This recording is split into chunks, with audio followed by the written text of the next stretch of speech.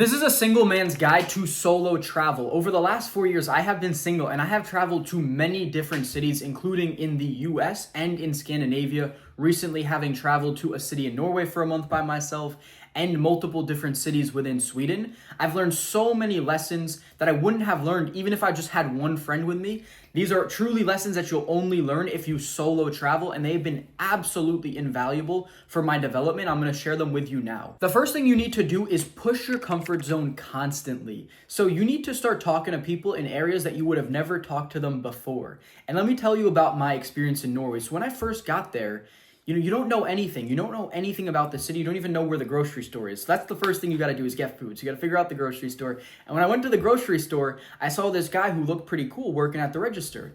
So I introduced myself to him. We started talking. I asked him for some advice on what places to go out.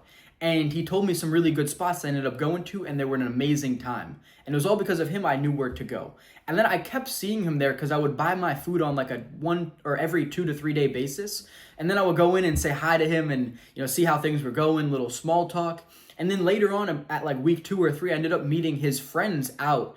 And then I met them and they were on FaceTime with him, and I ended up talking to him there. And on the last weekend, I actually went out and hung out with him out in nightlife, and it was just cool. And that was one way I developed a connection, which I otherwise never would have. And you need to do this across the board. Everywhere that you go, you need to be constantly talking to new people, pushing your comfort zone, trying new things.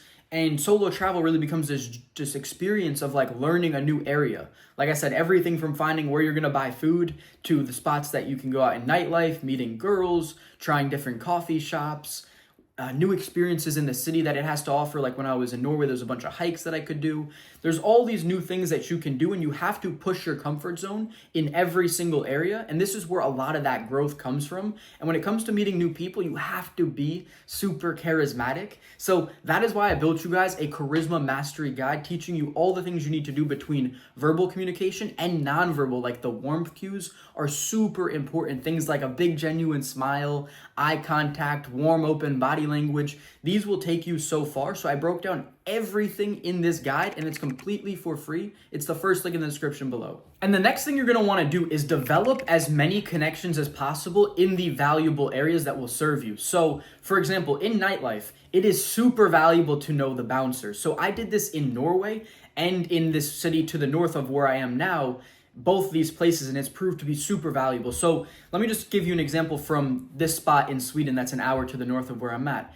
I have gone to the club early. This is something I was also doing in Norway. And then I will talk to the bouncers. I'll really befriend them. I'll get to know them. I'll talk to them, ask them for advice, make them feel good, talk about themselves. And then they know me. They've carded me, so they see my ID. They know I'm 21 plus. They let me in. So when I come there, I don't have to actually take out my ID. This is a really cool thing that happens to me in this city, is like I'll go in with girls and then I don't even get ID'd. They're just like, oh, what's up, bro? How are you doing? And I know all the bouncers, so I shake their hand. I'm really polite to them.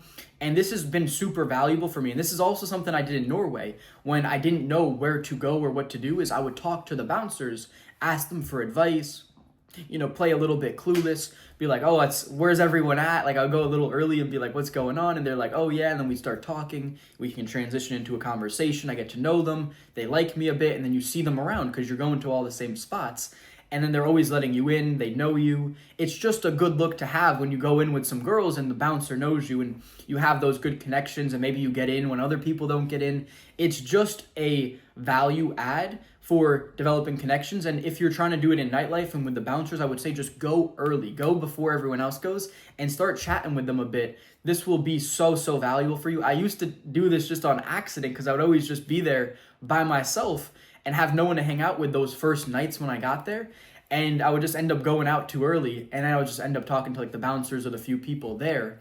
But it actually proved to be really valuable over time, and it's something that I now do, is go out a little early just to develop some connections with the bouncers, the bartenders, just get to talking to a couple people so that they know me. And the next lesson is you need to say yes to as many things as possible. So my second weekend in Norway, I met this group, and they told me about this rave the next day, and they said, you gotta come. And I was like, okay, cool, bet. Let me buy the tickets. They showed me where to buy them, and I bought them on the spot, knowing nothing about it. And the next day before, I was low-key nervous. I was like, what did I get myself into? I've only been to a couple raves, And I know it's pretty like a big drug scene. I was like, fuck, I don't know anybody there. Like, it might be crazy. I have no idea what I'm getting myself into. And I made a little backup plan even. I was like, okay, if it's not good by 1:30, we're gonna head back into the city. We're gonna go hang out with the girl who I've been hanging out with recently, and I'll just go back to her place. But it ended up being the best night that I've genuinely had probably in years. It was so much fun. It was the best environment for talking to people. I was worried about that too. I was like, oh, it's gonna be super loud. I might not get to talk to people. I was worried about people being on drugs or something. And it turned out to be the best experience I ever had. I talked to at least 50 people that night, guys and girls. I talked to so many people. I was the most charming, charismatic version of myself. And I met so many people who had been seen out, new people who ended up seeing later on. And it was just such a fun night. I can't express how much fun it was. There was a perfect area for getting drinks and seating where you were able to talk to so many people. There was the rave dance floor where you could bring some girls and, dance with them and stuff. It was just so much fun.